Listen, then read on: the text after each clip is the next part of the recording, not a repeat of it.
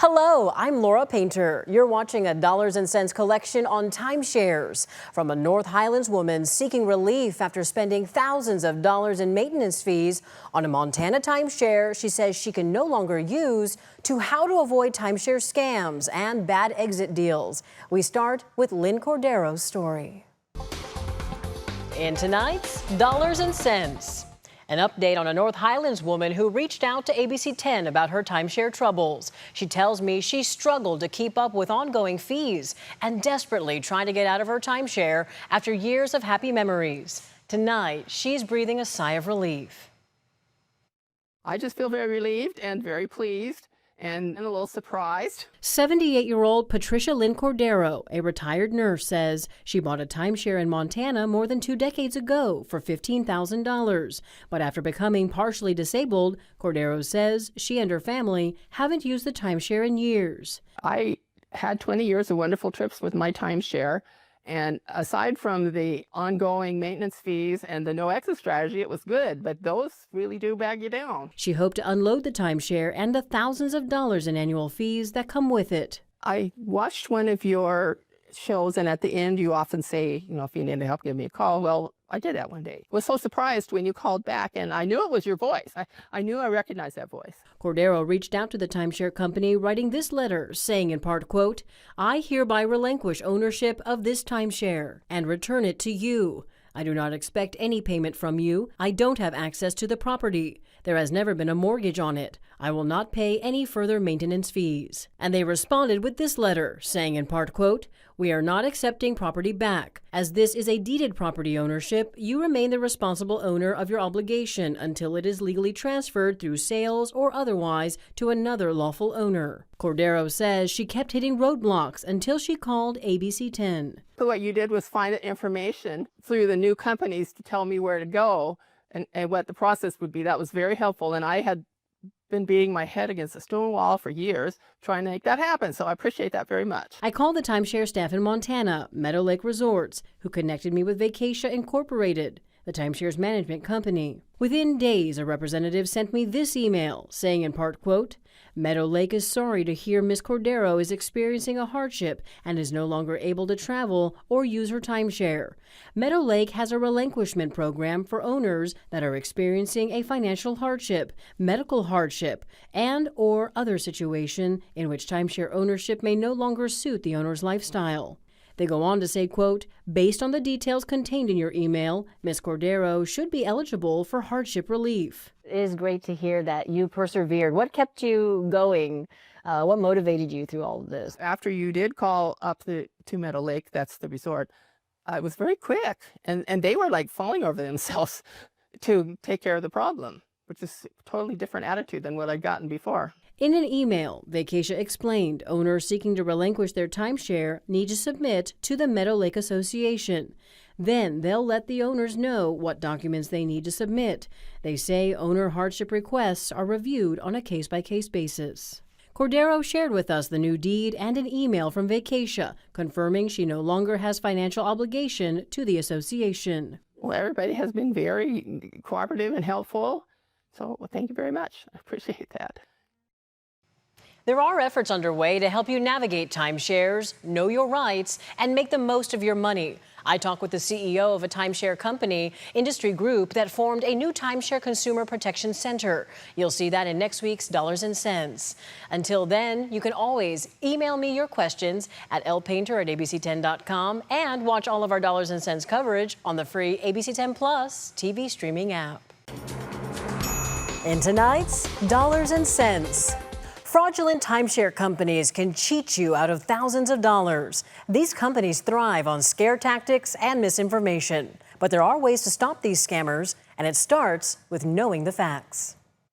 I think you've got to really make sure once you go do your research that you're going to understand how you're going to use the product, because we know happy timeshare owners are ones who actually go on vacation. That's why the American Resort Development Association, a trade association for the timeshare and vacation ownership industry, created the Timeshare Consumer Protection Center. We know there are a lot of people out there searching for answers. The tcpc.org is there to provide unbiased information to get them to understand the do's and don'ts, and maybe most importantly, how to avoid scams that are out there in the marketplace today. 10 million households in the U.S. own some sort of timeshare, according to ARDA, while AARP reports about 850,000 would like to sell within 2 years. What are some questions folks should be asking? Well, first question is, if you now have made the decision that you're going to exit your timeshare, the first thing is, well, what are my expectations? And really, when somebody buys a timeshare,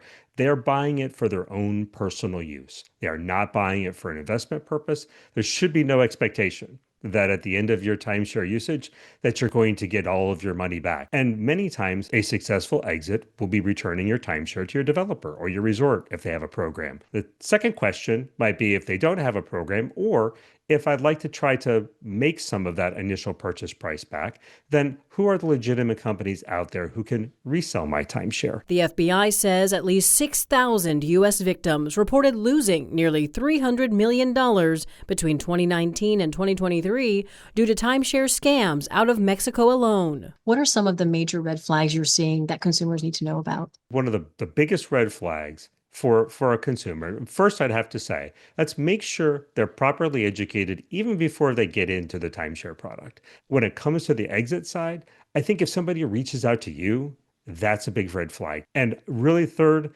I would say that another big red flag is whether or not somebody says something's going to be easy. It still may take you several weeks or even a few months before the exit process is completed. The center also aims to share accurate and reliable information backed up by official sources like the Federal Trade Commission and state attorneys general offices. If you decide to engage a third-party exit company to help you out, you first have to understand, well, what are the terms of engagement? How much are they asking for?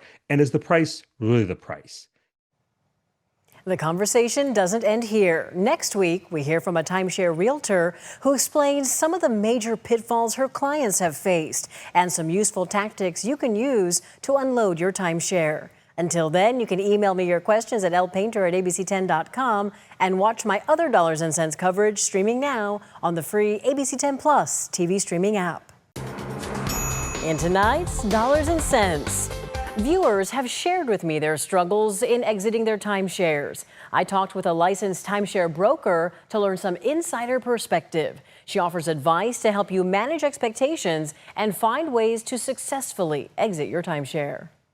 It's not one size fits all. Karen Cook, the sole proprietor and owner of My Timeshare Broker, has been in the business of selling timeshare resales for decades and is accredited by the Better Business Bureau. I share it with a wide variety of other timeshare resale brokers that I work with in the business. She tells me some timeshares are easy to sell, but that typically comes with a big loss in value. There's usually at least a 75% reduction in value. They should expect to lose money when they sell it. What are some of the biggest challenges that you face in your line of work? I guess a challenge would be the people that call me whose timeshares I can't sell at all, that there's no market for them. In that case, Cook says, there may be hardship claims a timeshare owner can make. For example, in a Dollars and Cents earlier this month, a North Highlands woman whom I helped exit her timeshare was able to sell hers back to her timeshare company through their relinquishment program, claiming financial or medical hardship. If they really can't get the association to get them back, well, then they could just stop paying. This tactic is also recommended by AARP,